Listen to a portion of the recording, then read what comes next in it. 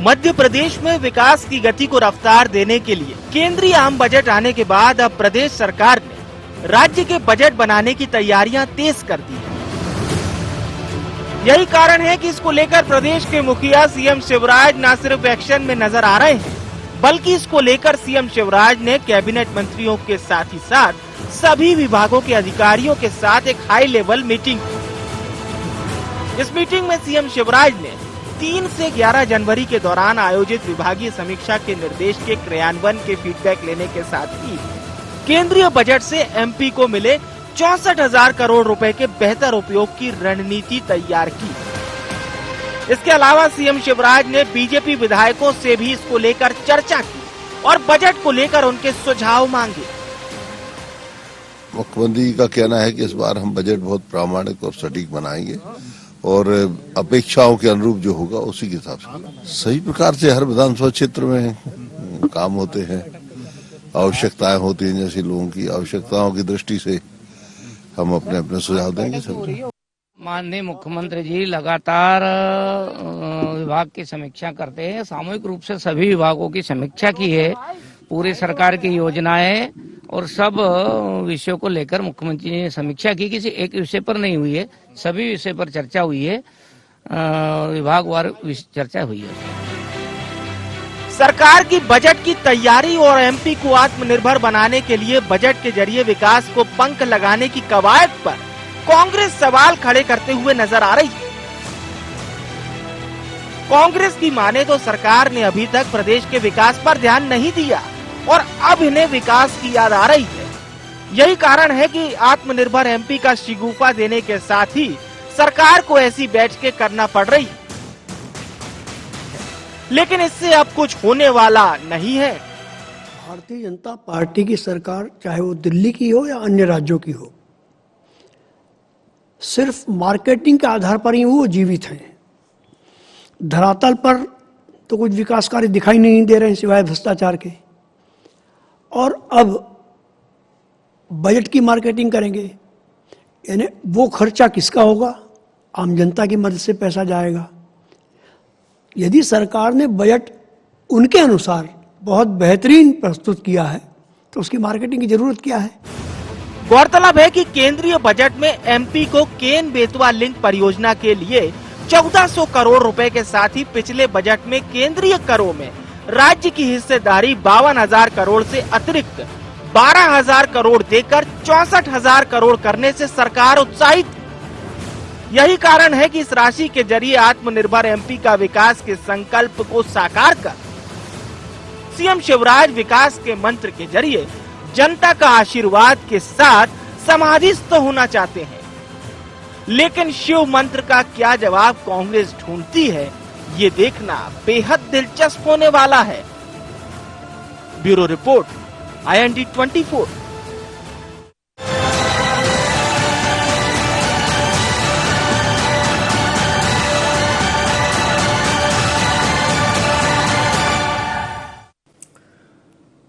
नमस्कार, IND agenda budget पर शिव मंत्र में आपका स्वागत है। मैं हूं आपके साथ नवीन पुरोहित।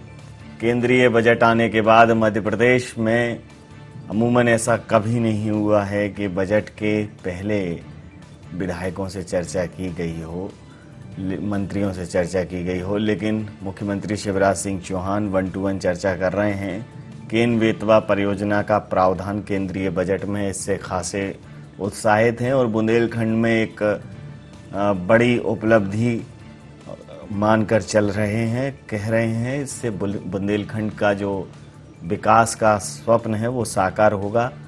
साथ ही जो मध्य प्रदेश की कर की हिस्सेदारी है उसमें अतिरिक्त 12,000 करोड़ केंद्रीय सरकार ने दिए हैं। तो अब मध्य प्रदेश का जो बजट हो वो कैसे व्यवस्थित हो, संतुलित हो, मध्य प्रदेश के विकास के लिए उसका किस तरह उपयोग हो, इस पर प्रदेश सरकार के मुखिया अपने सभी मंत्रियों से 1-to-1 और चर्चा कर रहे हैं। लंबी विभागीय चर्चा आज हुई और जिस प्रकार से इसे देखा जा रहा है कि इस बार का बजट जो है वो बहुत ही गंभीरता से प्रस्तुत किया जाएगा। बजट गंभीरता की विषय वस्तु है, लेकिन जब बजट में, केंद्रीय बजट में राज्यों के लिए प्रावधान होते हैं बेहतर, तो फिर राज्य सरकारों के लिए थोड़ा ज्यादा सुविधाजनक होता है। वहीं कांग्रेस ये कह रही है कुछ नहीं है, बजट की सिर्फ मार्केटिंग करना है उन्हें, केंद्रीय बजट में भी कुछ नहीं था और राज्य के बजट में भी कुछ नहीं होगा।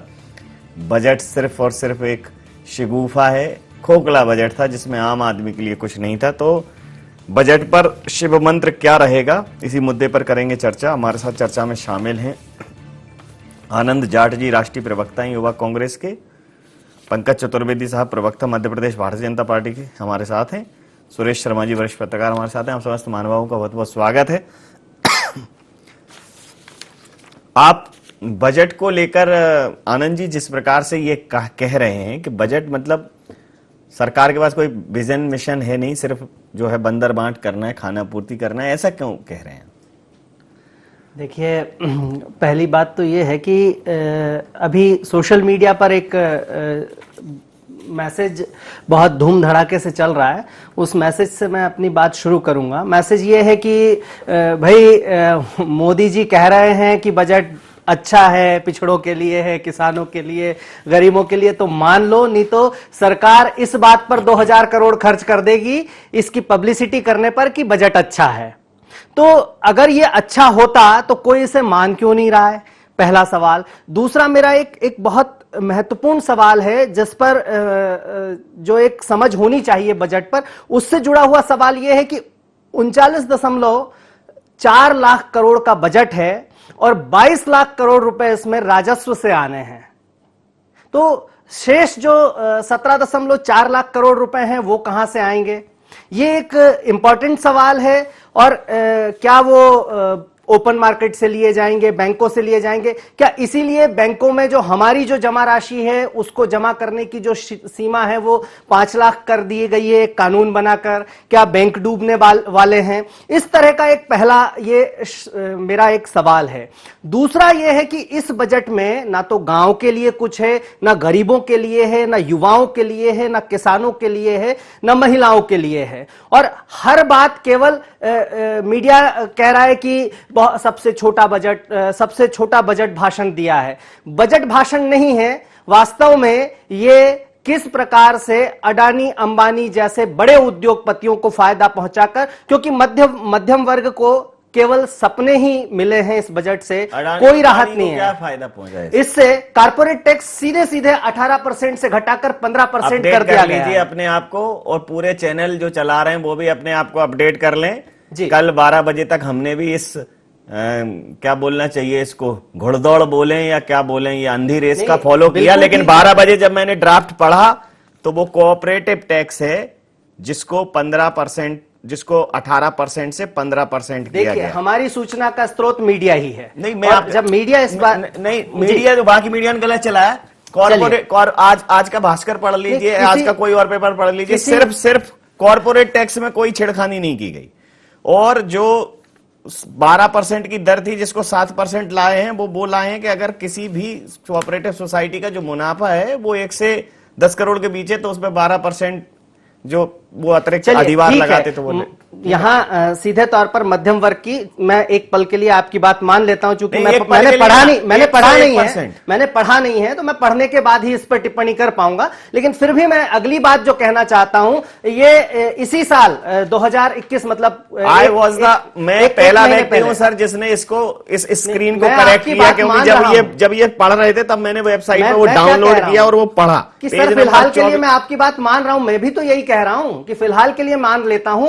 आज का कोई भी समाचार पत्र उठा लीजिए, आज या तो पेपर ही नहीं पढ़ा आपने, फिर घर जाकर मैं कंफर्म कर लूंगा। खैर कोई बात नहीं। मैं कुछ 2021 में नीति आयोग ने कुछ बहुत सारे इंडेक्स जारी किए हैं, उसमें मध्य प्रदेश की स्थिति हम देख लेते हैं, क्योंकि मध्य प्रदेश में शिवराज सिंह चौहान और भारतीय जनता पार्टी का 18 साल पुराना एक शासन है। और इस 18 साल पुराने शासन में आप अगर देखेंगे तो मध्य प्रदेश देश भर के जो बड़े 19 राज्य हैं उसमें गरीबी में पूरे देश में चौथे स्थान पर है और 37% यहां लोग गरीब हैं। मतलब 2.5 करोड़ की आबादी जो है वो गरीबी रेखा से नीचे है। ये 18 साल के जो शिवराज सिंह चौहान के जो कुशासन है उस पर करारा तमाचा है। शिक्षा में जो इंडेक्स है उसमें 17वें नंबर पर 19 राज्यों में, और स्वास्थ्य में 19 बड़े राज्यों में नीचे से तीसरा नंबर है। खैर ये सारे आंकड़े जो हैं, अब मैं ये इन्हीं पंकज जी आंकड़ों से को- बोल दूं।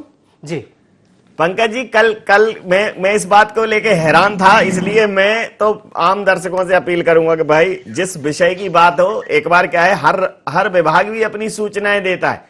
तो आज सब विभागों की वेबसाइट है, सबके अपने ट्विटर है, सबके अपने सोशल मीडिया अकाउंट्स हैं। तो आप मीडिया से ज्यादा उन विभागों के वेरीफाइड अकाउंट पे भी चेक करो, क्योंकि जिस प्रकार से कॉर्पोरेट टैक्स घटाने की बात आई तो मुझे भी ये गले नहीं उतरा कि ये ऐसा कैसे हो सकता है कि मध्यम वर्ग के लिए कोई योजना नहीं और कॉर्पोरेट टैक्स इतना घटा दिया जाए।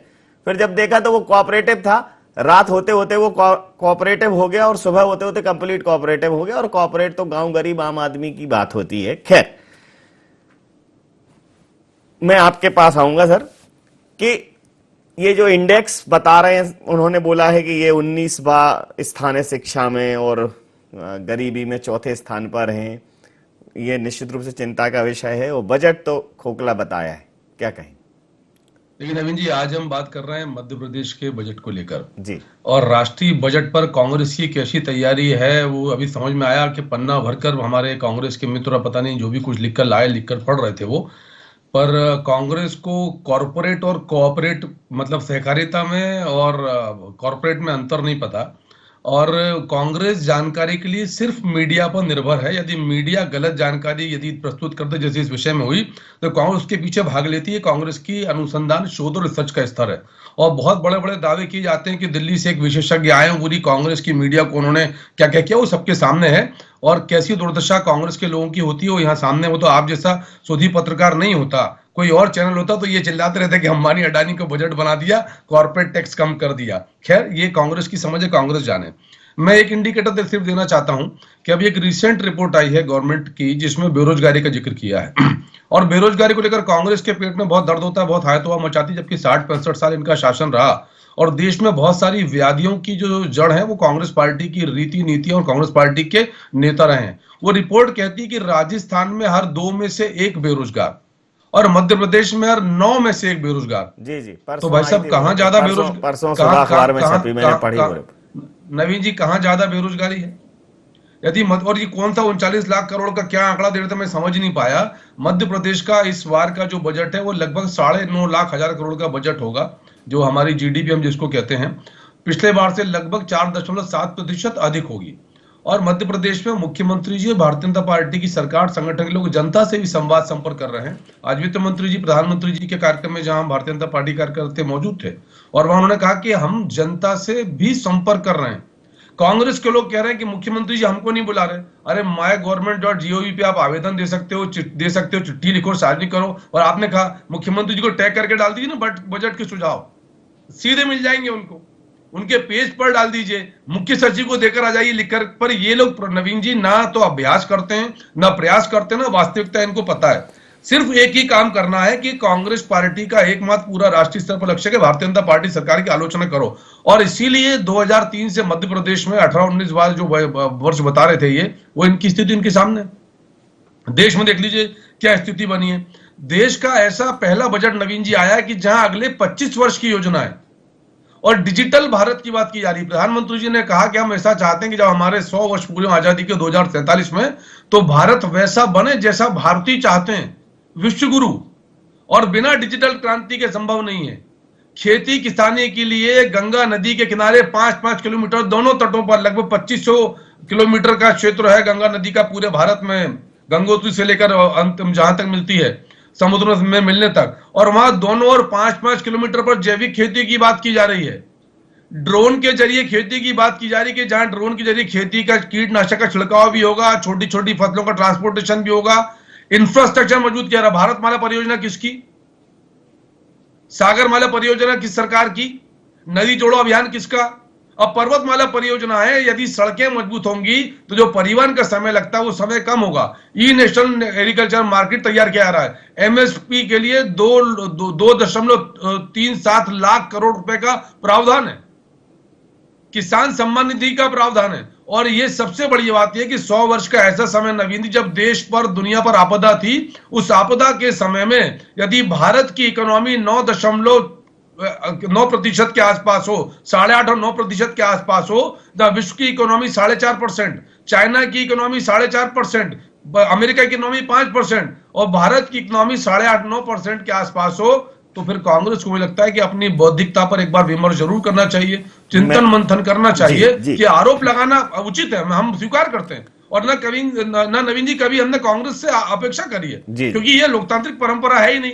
हमारे बजट में कितनी भी हम अच्छाई सुरखाब के ऊपर लगाते हैं तो भी इनको नजर नहीं आएंगे। तो लेकिन जनता जनार्दन निर्णायक है, और इसीलिए मैं कह रहा हूं कि ये ऐतिहासिक बजट है जो आने वाले 25 साल बाद हम अमृत वर्ष में प्रवेश कर रहे हैं, और अमृत वर्ष से जब हम 100वें वर्ष में जाएंगे, जब भारत की आजादी जो है अपना शतक पूरा करेगी, शतायु होगी, तो उस समय भारत का ऐसा स्वप्न होगा कि कांग्रेस के लोगों ने स्वप्न में भी नहीं सोचा होगा। सच में ये स्वप्नों का बजट है, आम भारतीय के स्वप्नों का बजट है, नौजवानों का, किसानों के स्वप्न का बजट है, जो कांग्रेस को समझ नहीं आएगा, क्योंकि इनकी दृष्टि मैं इस बजट पर एक प्रकाश जो है आदरणीय सुरेश शर्मा जी, वैसे तो सब लोग जानते होंगे, लेकिन मैं दर्शकों को बता देना चाहता हूं कि सर के अर्थशास्त्र का मैं बहुत गजब का प्रशंसक हूं। मैं मतलब सर से मुझे अर्थशास्त्र उस भाषा में समझ में आता है जो आम आदमी को अर्थशास्त्र समझ में आता है। ये फिजिकल डेफिसिट, जीडीपी और ये तमाम दुनिया के भारी भरकम शब्द, उससे ऐसा लगता है कुछ गंभीर हो रहा है, लेकिन वो उसको थोड़ा बहुत अच्छे तरीके से समझा देते हैं। और कल भी मैं एक बड़े वरिष्ठ पत्रकार प्रकाश हिंदुस्तानी साहब की उन्होंने जो बजट को लेके एक उन्होंने स्टेटमेंट दिया था, क्योंकि हम महंगे सस्ते पर बात कर रहे थे, तो उन्होंने कहा कि बजट महंगे सस्ते के लिए नहीं होता नवीन जी, थोड़ा अपना जो है वो बढ़ाइए दायरा। बजट होता है अर्थव्यवस्था के लिहाज से, अर्थव्यवस्था को मजबूत करने के लिए।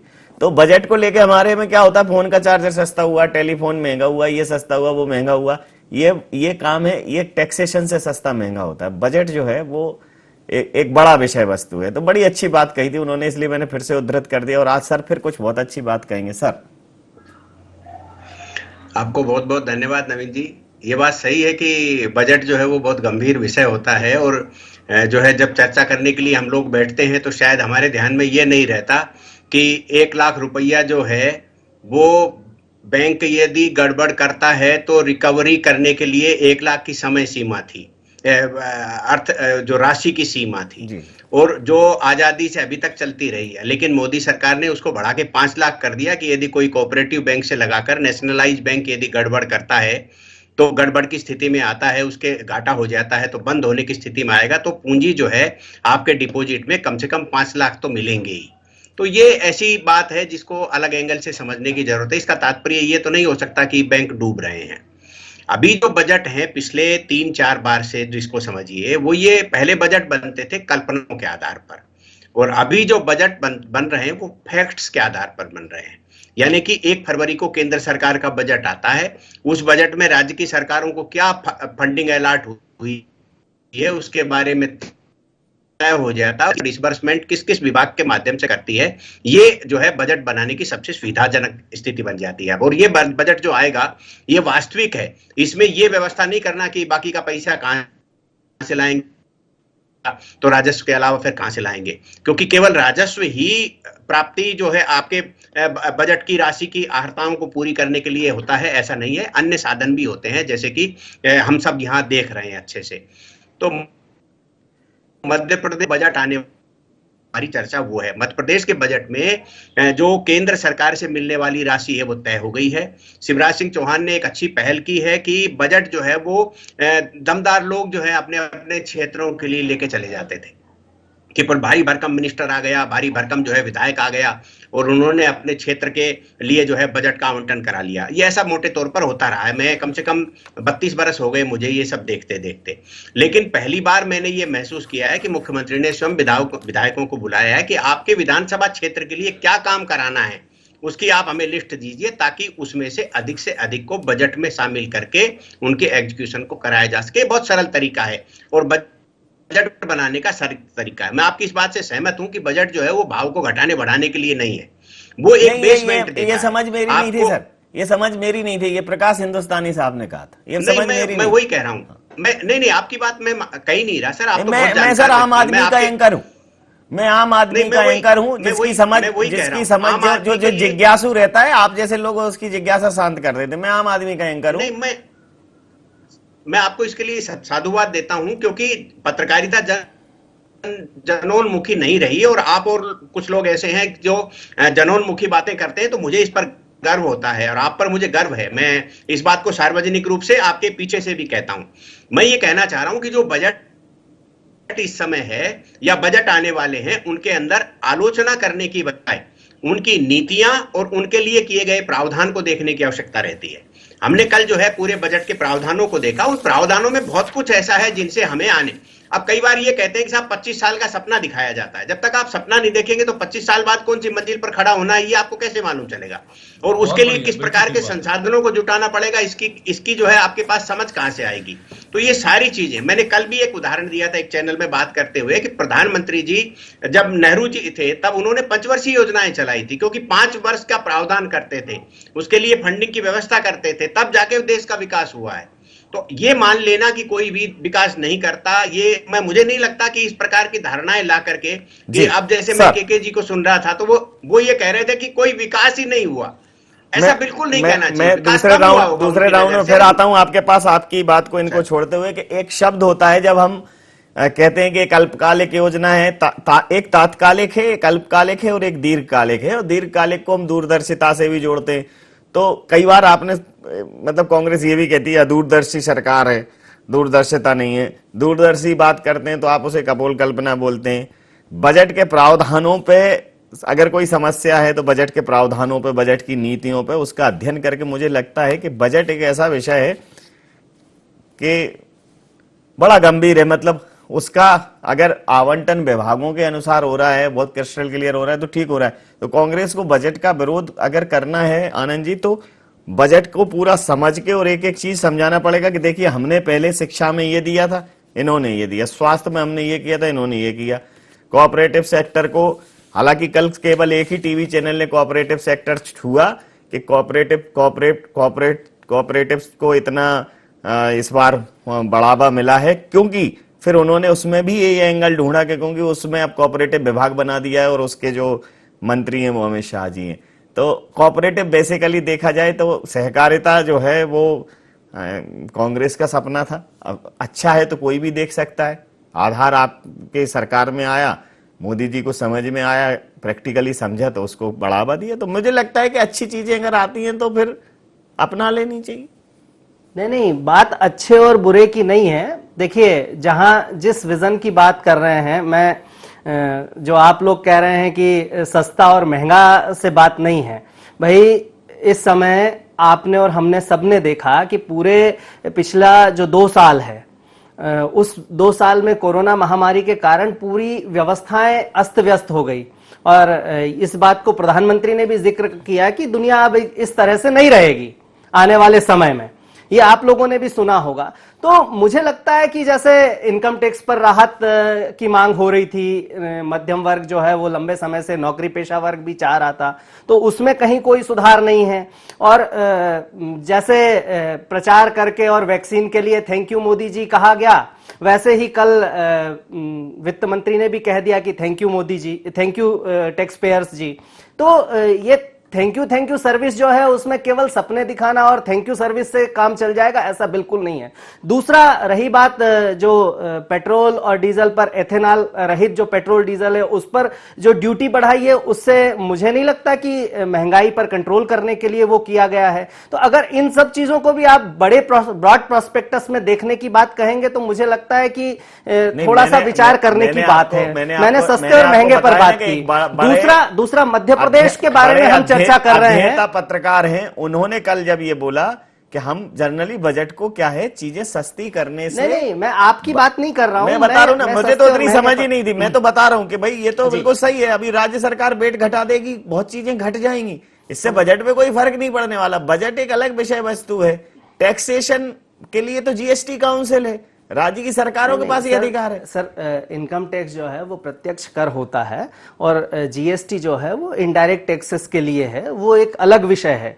जहां इस समय राहत के लिए पूरा देश जो है वो इंतजार करता है। बजट जो है हम लोगों के लिए एक पर्व होता है। सर, थोड़ा सा समय दीजिए तो मैं विषय पर बोलना चाहता हूं, जो विषय मध्य प्रदेश के बारे में आपने दिया है। मैंने जो कितनी भी कवायद कर लीजिए, विधायकों के साथ बात कर लीजिए, कुछ भी कर लीजिए, जो मध्य प्रदेश में शिक्षा, स्वास्थ्य, कुपोषण और गरीबी के आंकड़े हैं वो 18 सालों में नहीं सुधरे हैं, तो अब बिल्कुल सुधरने वाले नहीं है, पंकज जी, दृष्टि ही नहीं। पंकज जी देखिए नवीन जी, मैंने कहा ना कि कांग्रेस पार्टी की सोच बहुत संकीर्ण है।